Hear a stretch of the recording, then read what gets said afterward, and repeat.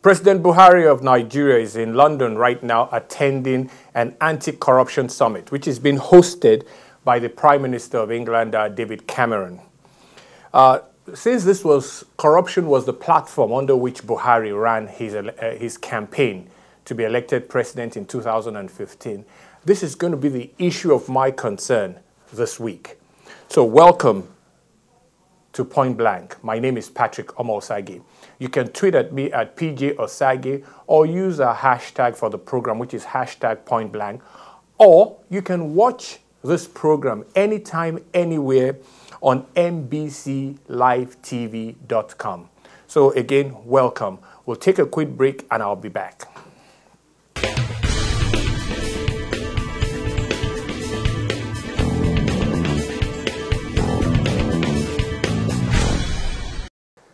Welcome back to Point Blank.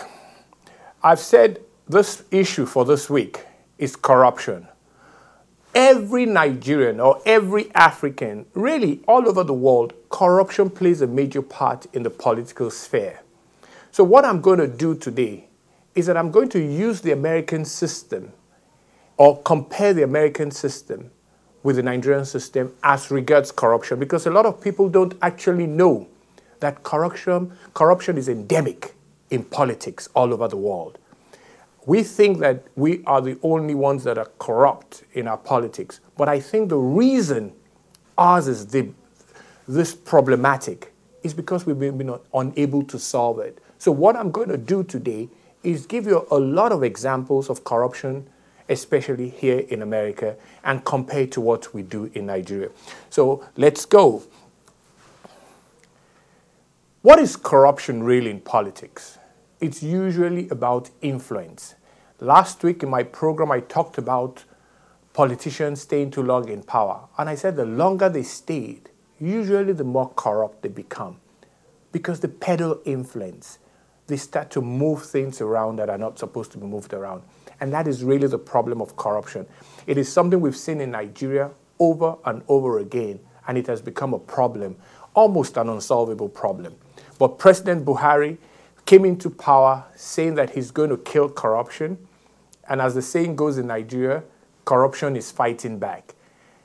Is that true? Is that the case? Why is corruption fighting back? Why is it that 1 year in office, not one person of note has gone to jail yet? Or we're not even in any serious legal battle yet.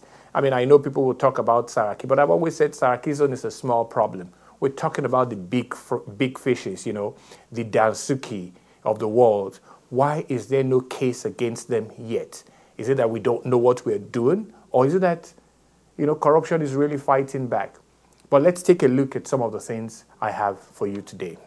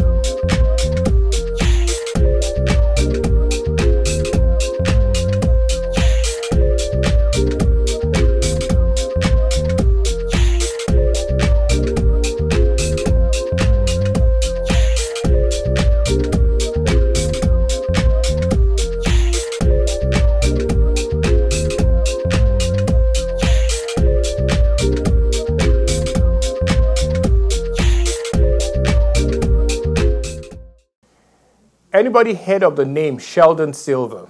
Sheldon Silver was the most powerful person in the New York Assembly, House of Assembly. He was the Speaker. but he was recently sentenced to 12 years in prison. 12 years. I can't find any Nigerian politician that held that kind of power, haven't gone to prison anywhere. We hear them being invited by the EFCC or something, but they don't go to prison. Sheldon Silver, well over 70, is going to jail for 12 years. By the time he comes out, I think he'll be about 90 years old. But he's going to jail for what? He was convicted of what we call honest services fraud, money laundering, and extortion.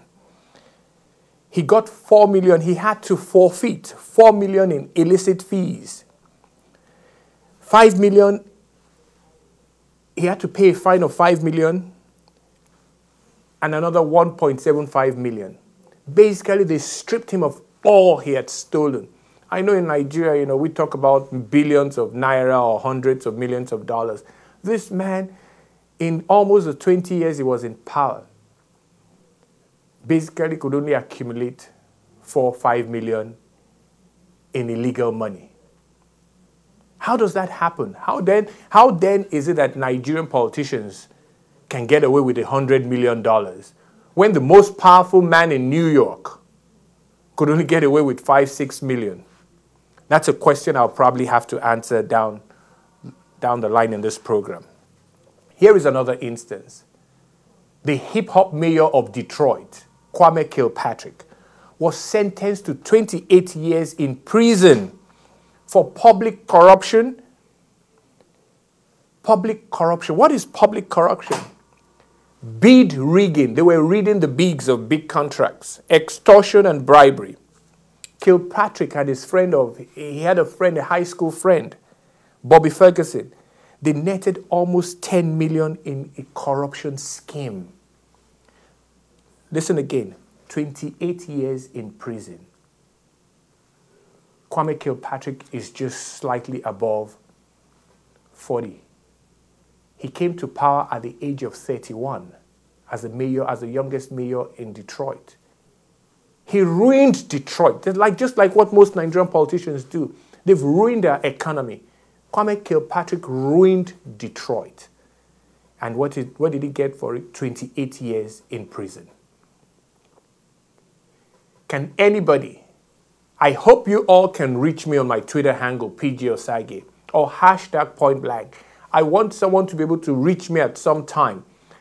Just let me know if there's one politician in Nigeria that has ever really gone to what you call serious jail time for public corruption.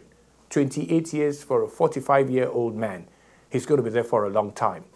He's going to appeal till kingdom come. But he was convicted by a jury of his peers. I mean, all the papers are there. What is public? What is rigging in the American system of bids? Where you submit a bid, they look at the bids and favor one group against the other. That is not what America likes, and that is why he's going to jail for 28 years. We'll take a quick break. When I come back, I'll give you 2 or 3 more examples of public corruption by politicians in America, and then we'll now delve into the Nigerian situation in depth. So we'll take a quick break, and I'll be right back.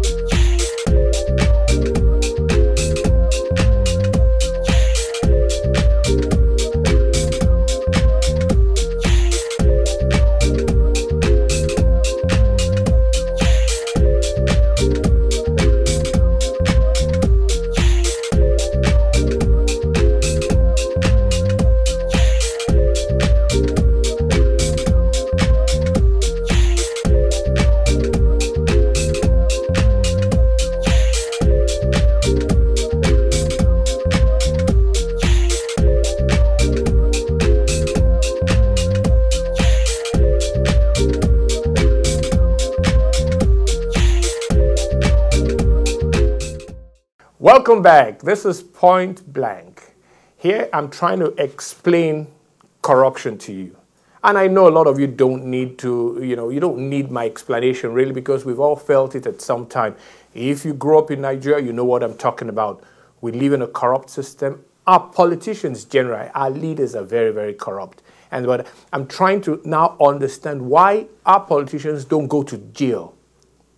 And American politicians that do the same thing get to go to jail for a long time. I just finished with one that is in jail for 28 years, Kwame Kilpatrick. He was the hip-hop mayor of Detroit.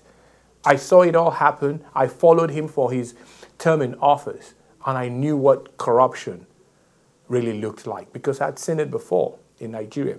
But here is another interesting one. This guy was actually a partner to a former vice president in Nigeria, Atiku. Atiku, who now wants to become president, he has a partner that is in jail now. William J. Jefferson. He was a member of the House of Representatives. He was in the Congress of the United States. He was sentenced to 13 years. What is he famous for?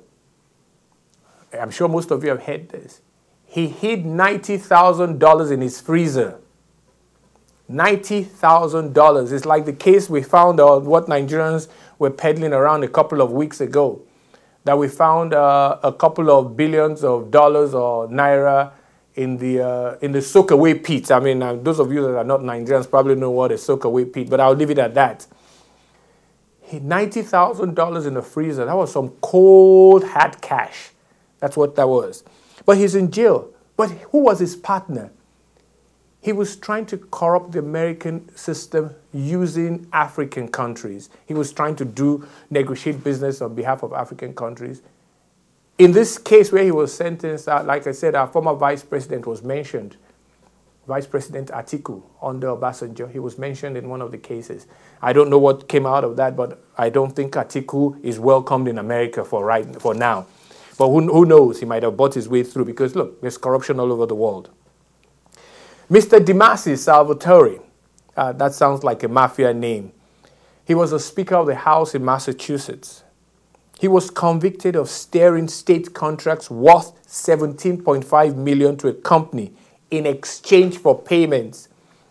Does that sound like what goes on in Nigeria? That's exactly what goes on in Nigeria, where contracts are loaded unnecessarily so that those awarding the contracts can get paid behind. He's in jail for that. I'm waiting to get a Nigerian to go to jail for that because that's probably the most common way we have looted the Nigerian system. Inflated contracts so that you can pay behind.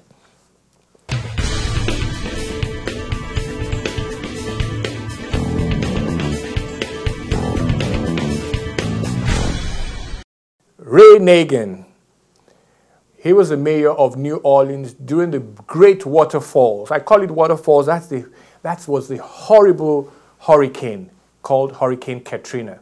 He was the mayor.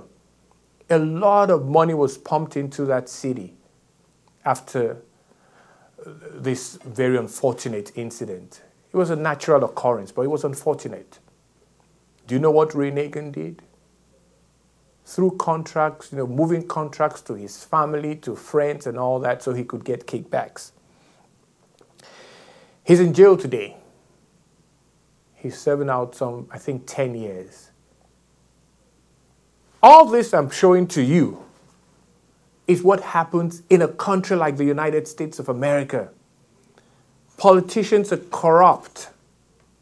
But you know what? The American system gets them.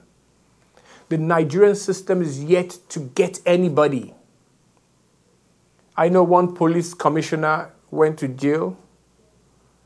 I know one big politician, Bode George, also went to jail. Bode George went to jail for less than a year. He came out, and the former president was at his welcoming party. That's what, when we say we're fighting corruption, we're nowhere close to fighting corruption. But again, before I go, I'm going to tell you what the problem is, why we are not able to fight corruption. It's not as if corruption is fighting back, because that's what we're saying now, that, oh, corruption is fighting back. No, there's a reason why we can't. So we now see what the problems are. It is fraud. It is rigging bids. It's extortion. It's just pure corruption. You've heard of all the stories of the oil minister or the former oil minister cutting deals. I keep saying that these are bad deals. That is what they are. But you have to be able to prove it. I've heard about a deal that an oil minister cut. Instead of running crude through the pipeline to the refineries, they decide to use ships to move the oil. Those ships had to be leased. Those ships had to be protected. And all that cost us money. There was a leasing company. There was a security firm. Obviously bloated numbers. And that's how they make money. It is tough to fight corruption when you don't have the requisite laws. We need new laws. Right now, there's only one law that I know that is a criminal law in corruption in Nigeria, and that's 419, obtaining money by under false pretenses. I know there are a few other laws, but they don't seem to be working. In America, you have these laws that are created specially to catch corrupt politicians. When we come back, I'm going to explain some of those laws to you. By the way, I'm not a lawyer, and I'm not even trying to play one, but I'm just going to show you or give to you or tell you some of the way America has crafted certain laws in order to catch corrupt politicians, especially. So we'll take a break, and I'll be right back.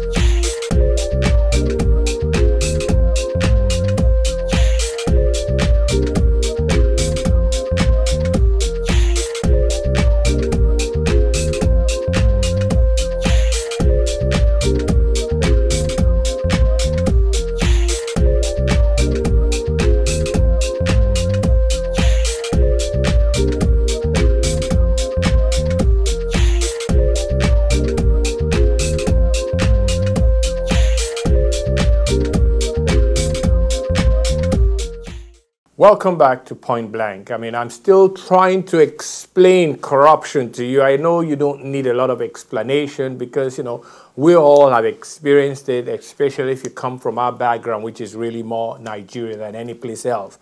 But trying to explain it to you using the American system. And I'm going to try to define some of the laws that they have put in place or how they define some of the things that happens that allows them to catch their politicians. Fraud in the American criminal system is a deliberate deception to secure unfair and unlawful gain. Can anybody think about that about Nigerians? Deliberate deception to secure unfair and unfair gain, unlawful gain. It's all over the place. It's almost that's the way we live our lives, There's fraud everywhere. Extortion, obtaining of money, property, or services from an institution through coercion. Maybe we don't do a lot of extortion, but then again, we've started having all these kidnappers. But look, there's no way where you have big money that people are not extorted, You got to do this for me or this would happen to you. Bribery. That's the act of giving money or goods to recompense to a recipient in the future. I think if Nigerians had a chance, they would, Nigerians are a church-going people. But the way we behave, we had a chance, we'll bribe Angel Gabriel at the gates of heaven because we believe everybody has a price. Nigerians believe everybody has a price. And a lot of people actually tell me, yes, they have a price. That, look, if we're talking about being good citizens and all that, they'll tell me that, look, being a good citizen in that country has a price. And, you know, if the money gets to a certain level, I don't want to be a good citizen, I'll take it. I mean, and so that's what we're talking about. But look, the American system understands that. The Nigerian system needs to understand that. We need to start to craft laws that allows us catch people. Do we have a bribery law? I'm sure we do. But how many times have you seen a Nigerian politician or government official taken to court for bribery? I don't think I've ever heard of it before. How many times have we heard of someone taken to court or charged to court for the crime of fraud? I mean, you hear about it and all that. Look, again, I hope people do not misunderstand where I'm going with this. I have always said that the case against Bukola Saraki is a weak case. Why do I say that? Because it's an easy case to either just solve and move on. Because what are the charges against him? The big charge against him is that he unlawfully declared or did not declare some assets they found that he owns. And I've said, then, just like if I don't pay taxes and the government comes after me, the first thing I'll say, I made a mistake. They either fine me if I can pay, but if you now have to be able to prove that I legally, or no, not legally, I willfully dodged money that I had to pay to the American government in taxes. That's what our government has to prove, that he willfully dodged those properties and not declare them. And that those properties he didn't declare then had to have been obtained through false or illegal money. Those are all the things that need to be proven in order to get Bukola Saraki into jail. But I don't know whether we have the laws set up the way they should be. Again, I'm not a lawyer. I'm not trying to play one. But for heaven's sake, there's a reason people are not going to jail in Nigeria. Because everybody knows that there's fraud, there's bribery, there's corruption in our politics and in our government systems. So that's what I'm talking about. The laws need to change. 419 alone cannot catch everybody. Because like I've said, Chief Olufalaye was found to have been given 100 million from the Dansuki loot. What are you going to charge Chief Falaye with? What? What law are you going to charge? Under what law? Someone sends him a check or brings him a cash of 100 million. You obviously should know that this is some kind of bad money, but it's still 100 million naira. I don't see him turning it down. But you know, if that was in the United States of America, what is going to catch Chief Olufalaye? The tax law. That money by the IRS will now be considered income. And since he did not pay taxes on that, he'll be charged to court. Because they would obviously assume he dodged that amount from them. But there's no, I can't think of any law. I have read through a lot of, things to find out what law a Chief Olufalaye could be brought to court on his 100 million loot that he got. I couldn't find any. So we should stop playing, I don't want to put it in the Yoruba, it's a EJ, today we try this with Dansuki. It doesn't work, we lock him up. We just lock him up and we don't go back. We try, we think up another issue. It doesn't work. People should not forget. I know a lot of my friends say, oh, it's because we have a corrupt judiciary. That might be true, but it's still about the law. If you're going to do something, especially in law, you had better be well prepared. Because in as much as I don't agree that, our lawyers are, I don't want to use the word great, but we do have a lot of very good lawyers. And their job is to do what? Is to defend their client. We might say they're defending the guilty, But it's a court system. You have to go to court to prove that they are guilty. And that's the job of a very good lawyer. And they're doing a hell of a job in keeping their clients out of jail. Again, I'm saying this, we might not like it, but that's the way the system works. You have to work within the system. I'll take a quick break. When I come back, I was supposed to have been joined by a lawyer out of Nigeria, actually a SAN. She's a brilliant lawyer, and she was supposed to join, but unfortunately, we couldn't make this time, and this is my time to do this now. But at some time, I'm sure I'll bring her back. I'll bring her back on this program. I would re-invite her and see if she can clear some of those things that are really very legal, because she's a SAN, a brilliant young lady. So we'll take a quick break. When we come back, I'll wrap this up with my own thoughts about how things should be and why things are not the way they should be. So sit tight, and I'll be back on Point Blank.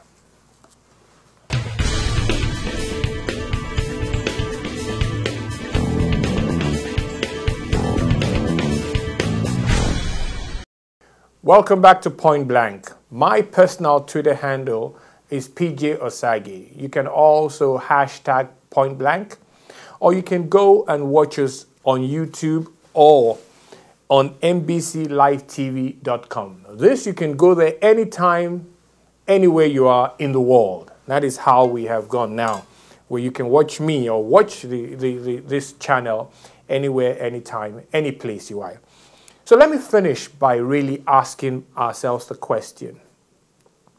Professor Omo-Osagie was a professor in Ife at one time, and a legal luminary. People do respect him. He's basically President Buhari's advisor on corruption. And I'm sure what Buhari tried to do was use proper legal advice on how to fight corruption. But for almost 8 months now that Professor Osagie has been in that position, I don't think we've heard anything from him. We haven't heard of anything that he's trying to do. Are they crafting any new laws or strengthening the ones we have? I don't know. But look, time is going. Everybody's kind of like, okay, we hear this money is missing. We hear this has this money. Who's going to jail for it? Why are they not going to jail? But that's not really my issue. President Buhari's vice president, our vice president, is also a professor of law, Osinbajo. A professor of law, a one-time attorney general in Lagos State. I don't see why he hasn't been used. Why haven't this president presented any new laws or any amendments to whatever laws we have now on corruption? You are not going to fight corruption the way corruption could have been fought in a military regime. It's not possible. Fortunately, unfortunately, we now use a system that allows us to go through a process. And the process is a court system.